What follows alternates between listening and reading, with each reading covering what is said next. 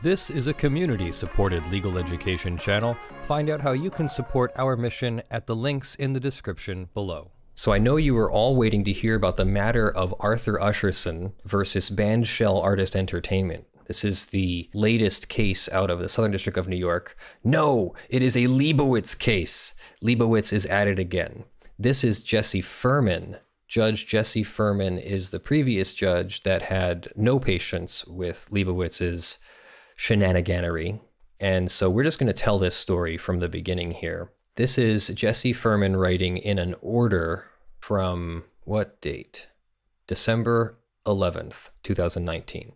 In accordance with the court's memorandum opinion and order dated December 9th, the mediator, so we know there's a mediator involved in this case, submitted to the court the attached declaration, which the court has redacted to remove references to the mediator's name. By noon on December 16th, 2019, Mr. Leibowitz shall file a letter indicating if he believes that an evidentiary hearing is necessary to resolve the motion. In the absence of such a request, the court will treat the facts set forth in the mediator's declaration as uncontested. So what does that mean? It means that there's a mediator. What is the difference between a mediator and a judge and an arbitrator? Well, a judge is a judge. And when we're talking about a judge, we mean a person who is appointed or in some cases elected to the position of judge. A mediator is not that. A mediator is hired by the parties to mediate a dispute. Or maybe a mediator is ordered by a judge to mediate a dispute, but the parties have to agree to it. Similar with an arbitration, sometimes you have mandatory arbitration, especially for small matters that the judge doesn't really want to deal with or thinks that arbitration would be a good idea. And if your matter falls into mandatory arbitration, then you have to go before an arbitrator, which is like a mediator, but it's binding. And the mediator is probably more trying to get cooperation between the parties. The arbitrator is more so trying to fulfill the role of judge, but not a judge. So we have a mediator here, and that's normally a good thing. Who has any dispute with a mediator? Well, Leibowitz does. The declaration, I, the mediator, under penalty of perjury, state as follows. I was the appointed mediator in the above referenced case, and I requested the parties give me a couple of mutually agreeable dates. These would be dates for mediation. Sometime thereafter, I received a communication from Mr. Leibowitz asking whether I would agree to conduct the mediation telephonically since the attorney for the defendant was located in Virginia. This is a New York matter, so out of state. I agreed if it was mutually agreeable and informed the Office of Mediation. After this agreement was communicated to mediation, I received a call informing me that it was office policy for mediations to be in person. I so informed the parties and requested that they confer and give me a date for an in-person mediation. I was informed by Mr. Leibowitz that the parties agreed to October 31st, 2019 at the offices of the mediation office of the courthouse. On the date prior to the mediation, I conferred with the attorneys for both parties as to the status of the negotiations. While the parties were somewhat close to resolving the matter, no agreement was ultimately reached. That evening, the day before mediation, I talked to Mr. Leibowitz and was informed that the mediation was on. He did not inform me that he would not personally appear, but through an associate. But I have mediated a few prior mediations involving Mr. Leibowitz, where on at least one occasion that office appeared by an associate without incident. At no time was I informed that the plaintiff would not personally appear, but would be available by telephone. I should say that in a few prior mediations, his client appeared by telephone without incident. On this occasion, no discussion was had by me as to client appearance. It was only on the day of the mediation that I was informed by defendant's counsel that the October 31st date was agreed to specifically because both attorneys, and more importantly their clients, would personally appear. Frankly, this was news to me. Mr. Leibowitz's associate appeared, and at the conclusion of the mediation, his client by telephone, but no agreement was reached, partly, I believe, because of the lack of personal appearance, which were allegedly agreed to by counsel. Okay, that's awkwardly worded, but let's continue. Then here is a memorandum of law from attorneys for defendants, and this is a memorandum of law in support of defendant's motion for sanctions. And it begins, Bandshell Artist Management respectfully submits this memorandum in support of its motion for sanctions against the plaintiff and his counsel for repeatedly violating court orders. As the court might remember, it was, to put it mildly, somewhat perturbed by the failure of Mr. Leibowitz to follow its July 15th, 2019 orders and schedule and complete an in-person mediation in this case prior to the originally scheduled initial court conference. Due to that failure, on October 7th, the court pushed off the initial conference to November 14th, 2019, and issued another order, this time ordering the parties to conduct the in-person mediation no later than October 31st, 2019. Defendant's counsel gave Mr. Leibowitz a list of various dates that his client could be available and that defendant's counsel could travel from Virginia to New York. Mr. Leibowitz immediately responded by choosing the very last date possible, October 31st. Despite the court's orders, the instructions from the mediation office, the court's local rules, that Mr. Leibowitz chose the date, and that Mr. Leibowitz and counsel were in contact the day before, neither plaintiff nor Mr. Leibowitz showed up to the mediation. It appears plaintiff never left Georgia where he lives, and defendant's counsel has discovered that Mr. Leibowitz was in Los Angeles, having hosted a party there the night before. Mr. Leibowitz did send an associate, not of record in this case, and seemingly with no knowledge of the case, and sent Mr. Leibowitz's sister, we do not know if she is even an attorney, to inform us that Mr. Usherson and Mr. Leibowitz would not be attending. I have seen reporting later that said that she had just passed the bar. I don't know if there's a delay between passing the bar and being admitted. Yeah, there is. It's usually a couple weeks to a couple months, depending upon the jurisdiction. For example, for me, which does not mean that hers would have automatically been this way or not. I passed the bar at the end of July 2011 and got my license finally the week of October 20th, 2011. So what's that? August, September? That's 3 months between when you take the bar and when you get the license. So hers might have been there faster, but if it was October, maybe. I'm still a little bit unclear as to whether this was October 7th, October 31st. So yeah, if she passed in the summer, as you would, it's either summer or February, I think. Then maybe she had her license by then, but still, she was not attorney of record. That's important. You can't appear in a case without entering your appearance or taking the steps that effectively enter your appearance. Like some courts allow you to file a motion or file a complaint or file an answer, and those things automatically enter your appearance. This does not appear to be that case.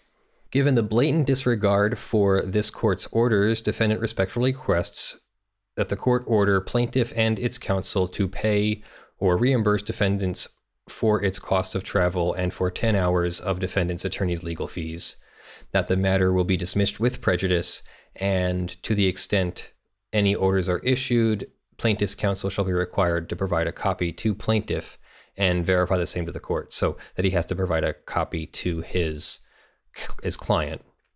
Finally, plaintiff was also in violation of both portions of the referral order for mediation, which requires plaintiff to file proof of service no more than 3 days after service has been effected, and within 14 days of service to produce to defendant copies and things, and they say that plaintiff failed to comply with any part of this order.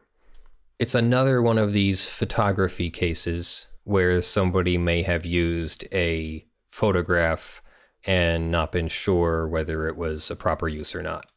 Allegedly, I don't know. So then, December 17th, the judge issues another order. Again, this is Jesse Furman, who is quite familiar with Leibowitz at this point, right? After reviewing plaintiff's response to the court's December 11th order, the court concludes that an evidentiary hearing is warranted, if not necessary, to resolve certain factual disputes relevant to defendant's motion for sanctions. And that was supposed to be January 8th, 2020, which was a week ago, at the Thurgood Marshall Courthouse in New York, New York. All right, so then what happened at the January 8th thing.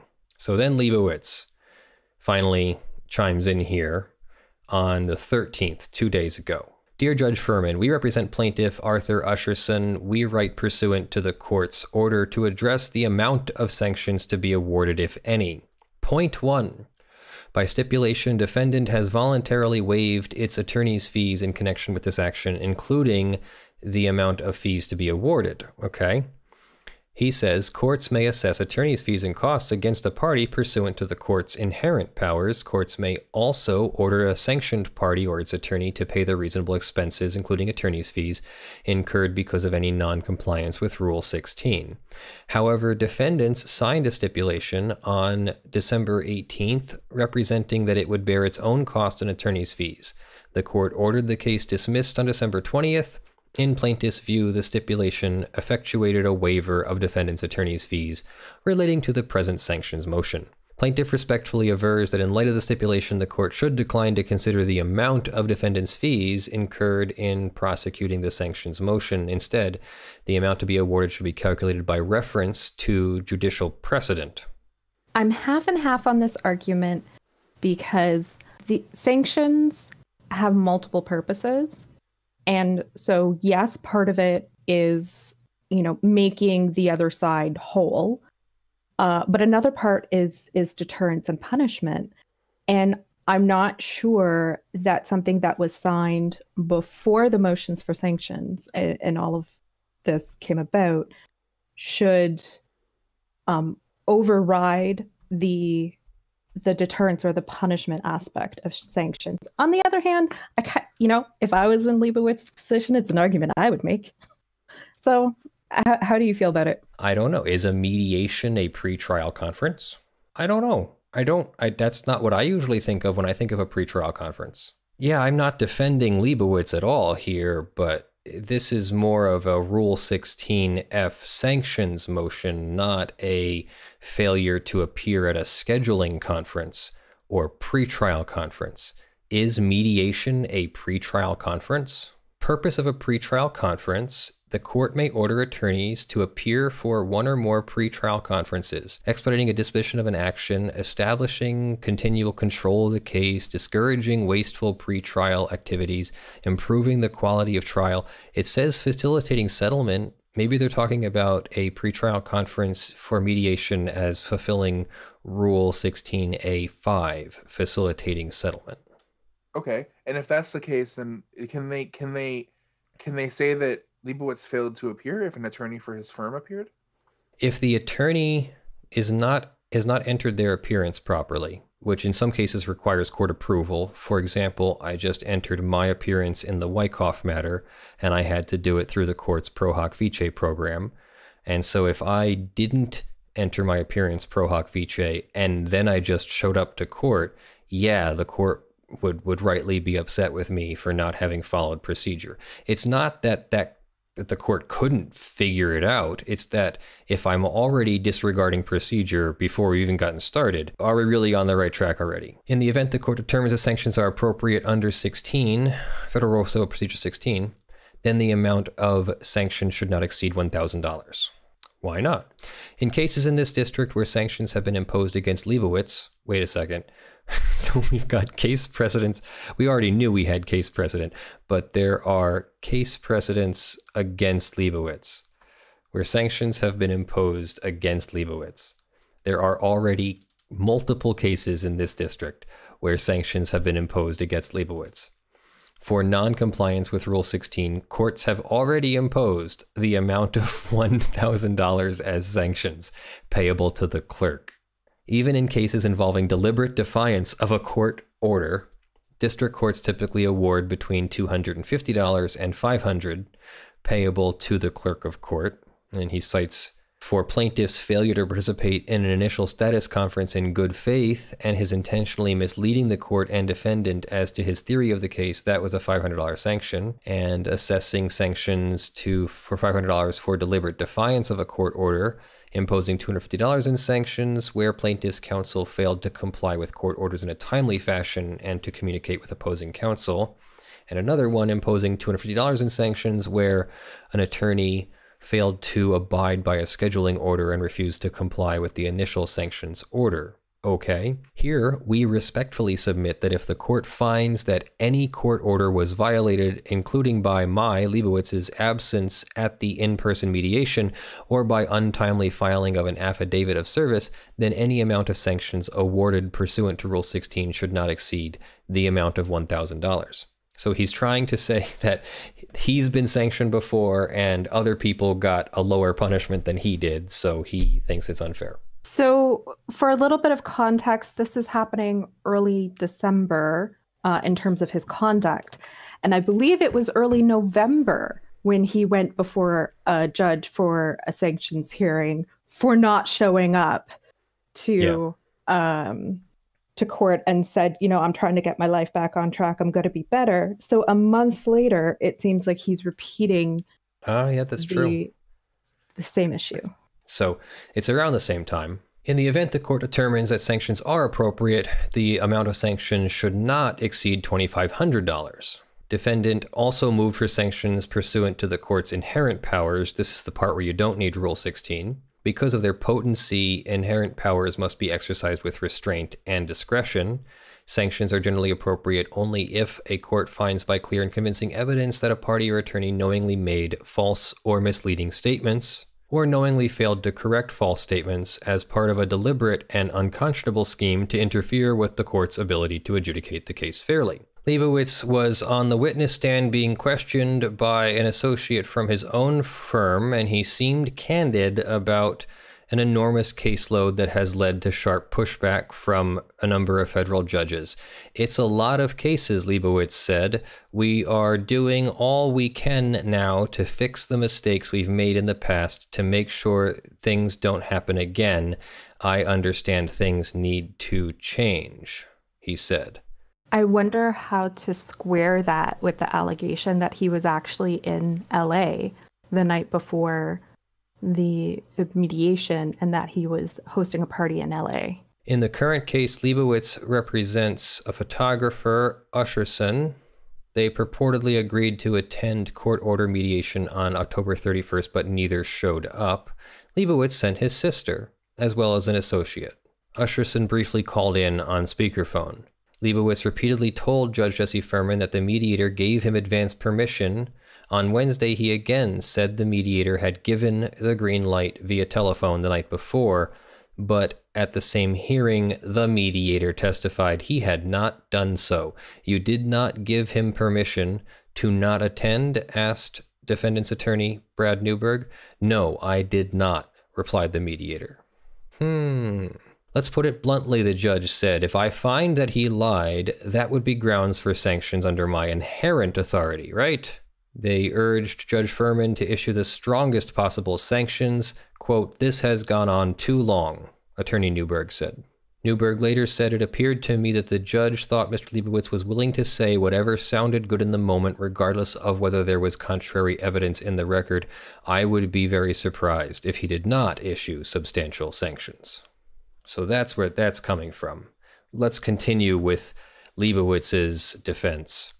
Even if repeated representations turned out to be false, a court may not infer that counsel knowingly made those misrepresentations as part of a scheme to tamper with the fair adjudication of this action, absent clear and convincing evidence and a particularized showing of bad faith. Here, in the event the court finds that the inherent authority should be invoked, then the amount of sanction should not exceed $2,500. There was a previous case, Steger v. JMS Cleaning Services, imposing sanctions of $2,000 against Leibowitz under Rule 11 of the court's inherent power for failure to serve a notice of an initial case management conference and for omitting certain facts in a letter to the court. Then there was a $3,400 sanction against a different plaintiff, different attorney, pursuant to the court's inherent authority for failure to appear at a scheduled court conference. There was a $10,000 sanction where an attorney made material misrepresentations to district courts in connection with representation of a criminal defendant, which obstructed the court's inquiry into potential intimidation of a witness.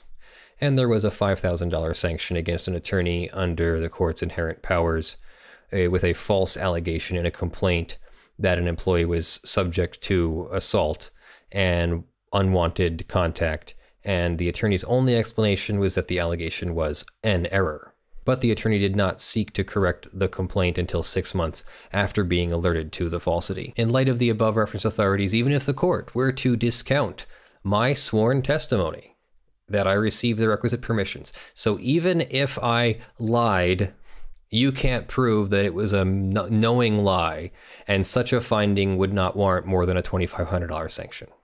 Wow. First, the custom and practice evidence plainly shows that even if I turned out to be incorrect about receiving advance permission, which, for the record, I, Leibowitz, reaffirm that such permissions were in fact granted, I certainly harbored a good faith belief that the mediator would permit telephonic participation of the client and in-person attendance. Indeed, there were 5 past instances in the 4 months prior to mediation where the mediator granted advance permission. That's not how that works. Just because the mediator granted permission before doesn't mean they have the duty to grant it again. Second, defendant failed to show any prejudice as a result of the telephonic participation of my client. Third, sanctions of $5,000 or above appear to be reserved for the most egregious of situations, such as where an attorney has obstructed a court's inquiry into potential intimidation of witnesses and made knowing false statements or allegations. Here, the record shows that both my client and my law firm participated in the court-ordered mediation. Based on the foregoing, if the court is inclined to impose sanctions, the amount should not exceed $2,500, and if there are any Rule 16 sanctions, they should be limited to $1,000. So, I mean, he's trying. I do feel a little bit bad for him, but that's also his duty to not take on so many cases that he makes these kinds of mistakes. It's not a race to the bottom with representing people. It's supposed to be a standard that we maintain, not see who can take on the most number of cases, and then, you know, we'll let the mistakes happen and then just pay for them along the way. But it's okay because we've got this pyramid scheme of other cases coming in. My opinion, pyramid scheme, it's a thing that happens with attorneys. They end up needing money from new cases to cover the expenses in old cases if they're not careful. I'm very careful, and this is why I'm extraordinarily concerned, apparently extraordinarily concerned, at least compared to Leibowitz, about needing future money to cover for past cases. That's not an ethical way to conduct your practice. And I'm not saying that's what he's doing here, but that happens where he is going to have to pay, it seems, at least $3,500 here, maybe more. And if he doesn't have that money, like where is he getting his money from? Well, he's taking other cases, right? So he's got to take more cases in order to cover the costs of the previous cases. So he could end up in sort of this vicious cycle. It's sort of like getting into the churn of the water underneath a dam, the hydraulic, where if you know, the water shoots down from the dam and then, you know, over the spillway, and then as it hits the next body of water, it creates like a reverse churning effect. If you get stuck in that, you're basically dead. It's very hard to get out of that, and you're getting tumbled around, and you might get bumped or, you know, into the rocks in the bottom and then back into the spillway and stuff. And so he's getting bumped around now. And if he's not extraordinarily careful with this, he'll find himself unable to get out of the churn, and he'll be stuck until he gets disbarred, basically, right? Or suspended or something, right? Yeah, I wonder from a disciplinary board sort of perspective that if all of these errors are being brought to their attention at the same time, do they look at the history and the repeated nature of it, and that it's covering multiple cases and multiple judges have to deal with sanctions, and he's become his own case precedent for how much you should charge in sanctions? And that's not a good look. It's not a good look, but I hesitate to think that any one judge in any one case has the authority to sanction him extra because of previous bad behavior in other cases. I definitely agree that he could be sanctioned for previous bad behavior in the same case, but if there's other bad behavior in other cases, even before the same judge, I would say that's when the judge should be referring things to the grievance committee or to the bar for punishment or action there. Some kind of disciplinary complaint or something like that would be the appropriate action for a pattern or string of violations. I'm not sure that it's right for a judge to tack on additional punishment for any one individual violation by saying, well, in this other case, you got sanctioned $1,000, so now it's $2,000, so now it's $5,000, so now it's $10,000. It's the behavior that gets the sanction. I don't think the pattern gets an additional sanction. Not at the individual case level, but rather at the grievance or disciplinary level from the bar, I think. So in terms of the case level, the judges don't have to consider deterrence as an effect? They do have to consider deterrence, I believe. At least that's a goal of the sanction, is to make the injured party whole, pay for their fees. You know, let's say that Virginia or something was the one attorney was traveling from Virginia. So Virginia to New York is a 3.5-hour trip each way. So maybe they have to pay for the gas and tolls and maybe the mileage on the car, or maybe the mileage substitutes for the gas and tolls, and plus maybe a travel fee for the attorney, whatever a reasonable travel fee is for an attorney. I've seen various calculations of that. Sometimes it's the attorney's fee, but cut in half for the travel time. Another attorney that I used to work with would do full fee, but only one way. So only the time that it took to get to the courthouse, but at the full hourly rate. So that was similar to half, because then, of course, you're expecting the person to come back. Instead, a lot of times what us attorneys do is once we're done with court, we go and do something else, maybe take the rest of the day off or something. So do I really need to charge my client for my travel time back to my office when I'm not going back to my office? No. So I could see the difference there. But if this person's going from Virginia to New York and back, there should be some compensation for that.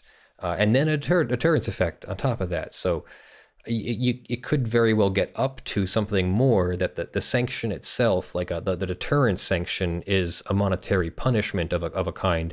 And then there's also a compensation aspect of it too. So I could see both of those adding up to way more than $3,500, depending upon how pissed off the judge is and how much this attorney spent. I think they said there was 10 hours of attorney's time wasted or something. That sounds about right. If there was time at the courthouse and time traveling, that'd be about 10 hours of attorney's time. Right there is around $3,500 in attorney's time, give or take. But that's what's happening to Richard Leibowitz, and we'll be back with whatever the judge decides is his final sanction. So last week, we previously talked about how Richard Leibowitz was in trouble again. What we have now from January 15th is opposing counsel Brad Newberg's response, and it goes like this. Dear Judge Furman, we write per the court's order in response to Mr. Leibowitz's January 13th letter. As this court is aware, this case was taken on by McGuire Woods pro bono. As this court is also aware and has specifically noted in the past, Mr. Leibowitz has a history of settling cases in an apparent effort to avoid sanctions hearings. In our particular case, and to be very clear, the signed settlement agreement is not confidential in any way. I could not in good conscience advise my client, who is not paying my legal fees, meaning McGuire Woods has eaten the costs, not to take a dismissal with prejudice where it paid nothing and in fact was given a full and irrevocable license to use the photograph in question for allowing the dismissal. See, I often wonder about these things with Leibowitz. He gets himself in trouble and then grants a license. But the license is from the client, and it was Leibowitz who messed up. So how is it that Leibowitz isn't somehow improperly taking advantage or something? Maybe he has permission from his client to do that. Maybe he's worked it out in the background. I'm not accusing him of anything I have knowledge of, but it seems really improper that his client's cases are not getting adjudicated properly because Leibowitz makes a mistake, and then the client has to go and grant a full and irrevocable license to get Leibowitz out of the case. And this brings up the idea of the fiduciary duty that the lawyer has to do what's in the best interest of the client, not of the lawyer. Remember, we had a lawyer back in the end of 2019 who wrote a letter to their client saying, I screwed up and here's how to sue me. Because that's their fiduciary duty, is to advise you on what's in your own best interest, not Leibowitz's. Anyway, given the above, it would be very easy for the court to conclude that, despite this court's very specific warning to Mr. Leibowitz that settling would not mean the end of a sanctions motion, that was his intent with this settlement. Regarding Mr. Leibowitz's January 13th letter, certain initial points must be made. First, the motion itself is for specific violations of multiple court orders. This was not a simple discovery issue merely between two parties. The court ordered the filing of service of process within a certain time. That was ignored. The court ordered the service of licensing information within a certain time. That was ignored. The court and the mediation office ordered an in-person mediation to occur. That order was not only defied, but stories appear to have been invented to explain the defiance, requiring a 3.5-hour hearing where the stories only get more and more preposterous. And if you remember, we had a terrible time getting through what in the heck was happening there because Leibowitz's filing wasn't as clear as, say, Mr. Newberg's motion here or response here. And of course, culminating with the testimony of the mediator, who unwaveringly testified that Mr. Leibowitz's core excuse was false, and that he did not have a practice of granting these permissions with Mr. Leibowitz, but rather Mr. Leibowitz had a practice of neither he nor his client showing up. The January 13th letter focuses on Rule 16, as it is clear from the motion was brought pursuant to the court's inherent powers, Rule 16 and 41, and under 28 U.S.C. 1927, which I think is about frivolous lawsuits. Let's see, hang on. Counsel's liability for excessive costs. An attorney or other person admitted to conduct cases who multiplies the proceedings unreasonably and vexatiously may be required to satisfy personally the excess costs and attorney's fees. A good guess, Leonard French. In any case, the January 13th letter makes no reference to any case which deals remotely with the court's ability to sanction Mr. Leibowitz due to the settlement. Instead, it cites 4 cases, the first 2 of which are on the general principle of waiver, inapplicable to the issue at hand. Only one of the other 2 is from this circuit, an almost 40-year-old case that also does not have anything to do with a sanctions motion, never mind one that existed prior to settlement, but was rather a pro se plaintiff moving the court for attorney's fees for himself 2 months after he settled the case. The other case cited, a Ninth Circuit case from 1984, similarly does not address the issue at hand whatsoever, whether the court has the power to sanction a party after the case is settled and what form those sanctions can take. After failing to cite any materially relevant cases, the January 13th letter makes an excessive leap. Without any reason or case cite, it then claims that, because of the settlement and plaintiff's dismissal of this case, the court should not even use defendant's fees and costs related to the sanctions motion as a proxy for the monetary portion of the court's sanctions award. Frankly, when Mr. Leibowitz requested to make the January 13th filing, one would have presumed he had some case law to support his position. Instead, he has none. Furthermore, the majority of the January 13th letter goes to points for which Mr. Leibowitz received no leave, the amount he should be sanctioned. Mr. Leibowitz had the ability to make similar arguments in their response to the sanctions motion, and they should not be permitted to expand upon those arguments now. In any case, the ability to cite a few cases in history where sanctions for non-compliance with rules were a low amount has little relevance when dealing with a motion for a violation of multiple court orders and an attorney who has been sanctioned over and over by this court, including, among others, sanctions for falsehoods, resulting in a referral to the court's grievance committee. See Berger v. Imagina Consulting. That's the one that I attended, where we heard Leibowitz's attorneys make all the arguments why he shouldn't be sanctioned for lying about his grandfather's death, I think it was. and a still pending Wisser v. Vox Media, a sanctions motion for allegedly forging a client's signature on interrogatory responses. I think we also covered that case a little bit. The January 13th letter also deals with monetary sanctions only. Respectfully, it is time for this court to go well beyond monetary sanctions. Monetary sanctions have done nothing to curb the behavior that has led to the various sanctions awards. It seems clear that such sanctions are just viewed as a cost of doing business, leading Mr. Leibowitz to expand his number of filings in this court and in others. Among the various additional sanctions available to the court include the ability to send this matter to the court's grievance committee to be added to the proceedings presumably already started there from the Berger case, the ability to disbar Mr. Leibowitz from this court. While Judge Siebel felt the need to send the issue to the grievance committee, courts have long recognized an inherent authority to suspend or disbar lawyers. And we have one about that, where he got disbarred from the California Northern District Court, I think it was, before he even got to started there. I think he filed like 10 or 20 cases or something before he entered his appearance, and he didn't enter his appearance properly, and he wasn't admitted to the court, and he just said, oh, I'll take care of that later, and the judge said, no, that's not how it works, disbarred. The ability to set requirements and barriers related to the Leibowitz law firm or attorneys working with the firm from filing lawsuits to the extent that he is allowed to keep practicing, and to the extent that the court finds his January 8th testimony to have been false, the ability to send the matter to the U.S. Attorney's Office, that's for perjury charges. Finally, this court is aware of my serious concerns regarding Mr. Usherson's awareness of the mediation prior to October 31st in this sanctions motion.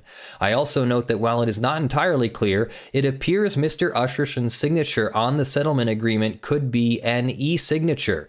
Given the court's concern that settlements such as these may be entered into to avoid sanctions motions, the court could consider requiring the in-camera production, that's in person in front of the court, of Mr. Leibowitz's communications with Mr. Usherson to include those making Mr. Usherson aware of the mediation and the reasons for settlement and Mr. Usherson's transmittal of the signed settlement agreement. To Mr. Leibowitz, respectfully submitted, Brad R. Newberg, attorney for Bandshell Artist Management. Wow, we are just hitting all the great attorneys, the great cases, the great arguments this morning. Mr. Newberg asks for Leibowitz to be disbarred and Leibowitz to maybe even be sent to the U.S. Attorney's Office for perjury charges and maybe even have to produce what he told his client, at least to the court, to satisfy the court that the client is actually granting the settlement for the client's own purposes and not to get Mr. Leibowitz out of a case that he screwed up in. Wow. Just absolute wow. I am very glad that I am not like that stupid. I am wondering, because at one point the opposing counsel said like, okay, well, the judge should double check that Leibowitz properly consulted with his client about the settlement, right? Yeah. Is that something that a judge can do? Because part of that's privileged, isn't it? Yeah, it's privileged. And so how you would do that, I'm not sure. The judge might not have the right to see confidential information that's between a client and an attorney, but certainly an attorney's governing body has the right to investigate if the attorney is not following their fiduciary duties. So somewhere in there, yes, some not publicly, maybe not even the same judge, but somewhere in there, somebody has the right to look at those communications after the fact. They'd never have the right to look at it immediately. Like, if you come to Leonard French and hire me for something, the grievance committee doesn't come along and go, hey, we're doing a spot check. Can you send us all your confidential information for this client? No, they don't really, I've never heard of a spot check. There usually has to be some complaint. And then on the basis of the complaint, they say, we've received a complaint. You need to respond to these allegations privately to us. And then they have to do it, or else those are deemed admitted. So that's our show, everyone. Thank you for joining me. I'm Leonard French, your favorite copyright attorney, and this has been another episode of Lawful Masses, your favorite YouTube legal education and legal news channel. Thank you to all of our supporters on sponsors.com/law and patreon.com/ljfrench for your support in the month of January. Thank you to the $50 plus supporters: Aspernari, John Steele, Gavin Barnard, Kyle Mudrock, Michael Pierce, Jan DeGray, Spirit Bear, Daniel Perez, Snorri Wizotsky, Blackleaf, Joe Tyson, Evie, Benjamin Hightoff, Steven, Cute Grills in your area, and Ada. And thank you to the rest of you that will be scrolling on the screen in front of you. I love you all. I will see you in the videos that drop. I look forward to fully producing the copyright song for you and getting that out sometime in the next few weeks or months. Love you all. I'm Leonard French. Have a good one. Bye.